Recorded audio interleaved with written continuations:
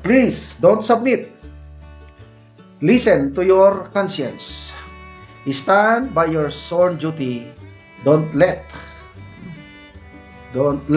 the office that was created to fight corruption be the one to be corrupted. Ito, may opisyal na pamahayag, opisina ni Senator Amy. Ukol sa pagsuhol umano sa OIC Ombudsman Vargas. May mga nagsabi sa akin na si OIC Ombudsman Vargas ay pinipressure ngayon kasama dito ang malalaking halaga na suhol. Sinusubukan ang kanyang karangalan mula sa ilang makapangyarihang tao para lang ibasura ang isang kontrobersyal na kaso na aking inihain. Alam naman natin yung inihain ni Senator Marcos laban sa mga opisyal sa gobyerno sa pagkidnap kay PRRD. Magkapatid na sekretary, dalawang general at isang ambasador. Yon ang kaso sa ombudsman. Ang isang sekretary, aplikante ng ombudsman. Kapag nangyari yon, magbubukas daw ng daan para ma-appoint ang isa sa kanila. Kaya nananawagan ako kay OIC Ombudsman Vargas, please, huwag kang magpasakop, dinggin mo ang iyong konsensya. Panindigan mo ang sinumpaan mong tungkulin. Huwag mong hayaan na ang opisina na ginawa para lumaban sa korupsyon ay siya pang maging corrupted. Bigyan ng patas na pagkakataon ang lahat para lumabas ang katotohanan. Huwag mong ipagkanulo ang tiwala ng mga Pilipino dahil lang sa takot o pabor. At higit sa lahat, sana ipakita rin ni OIC Ombudsman Vargas ang delikadesa. Hayaan na ang bagong ombudsman ang magdesisyon sa kasong ito. Malapit na tayong magkaroon ng bago.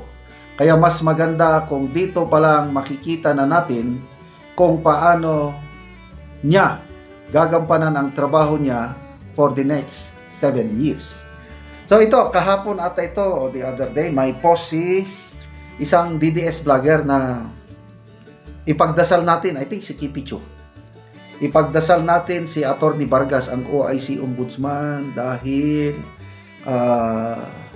baka ma-pressure siya na bigyan ng clearance yung isang aplikante. O pinangalanan nga ni Kipicho, si Secretary Boying Rimulya.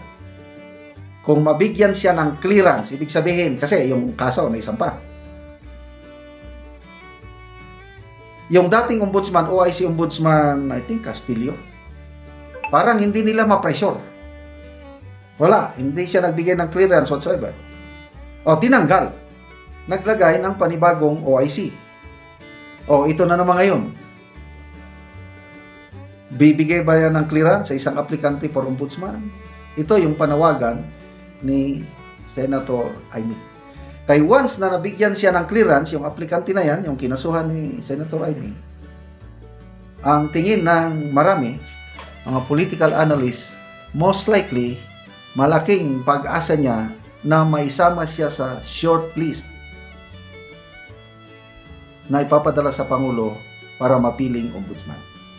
At marami ang nababasa kong opinion lang ito na once na nakapili na sila ng ombudsman na tauhan nila, sasampahan na nila ng kaliwat kanang kaso si VP Sara dahil nakikita nila na hindi sila magtatagumpay na mapatalsik si VP Sara through impeachment dahil nga sa dami ng mga senador na handang sumuporta sa kanya. So, plan A, impeachment. X, hindi epektibo. Plan B, ombudsman.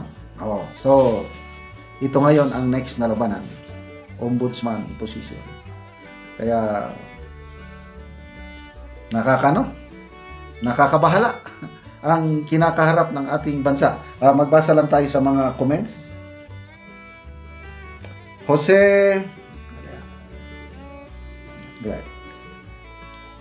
Jose Leandro Piray, planado nila yan. Ganon ba kalaki ang utang na loob niya sa mga Rimulya?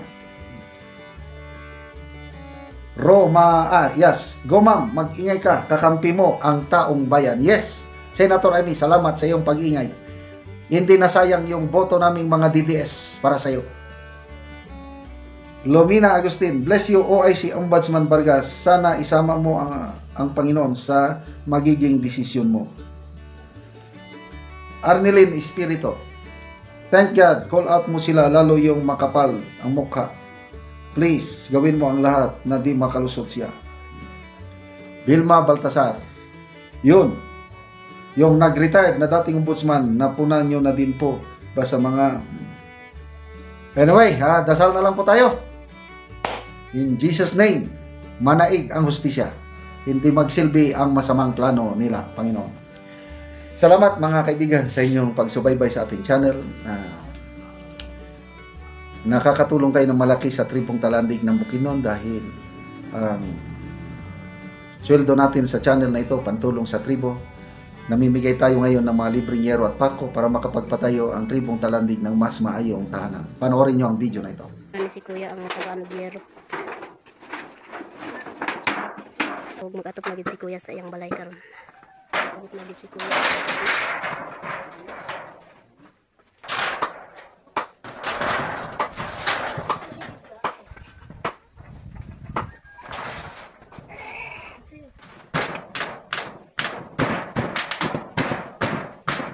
Karon humanagid si Kuya sa iyang balay. So pag-atop sa iyang balay, huwag nindot na gid ko tan-awon.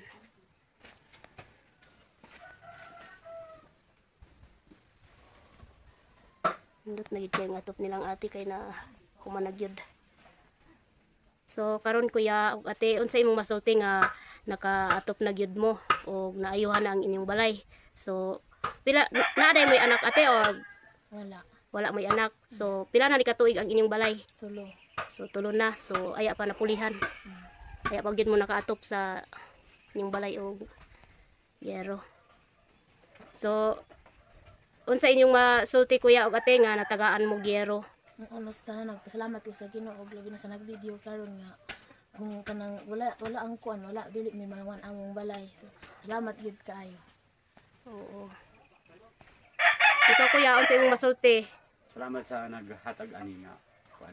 Maparalangin mi sa Ginoo nga Panalangin. hatagan ra gyud mao ra gyud ni among balay. Salamat. Salamat. Sige, daghang salamat po.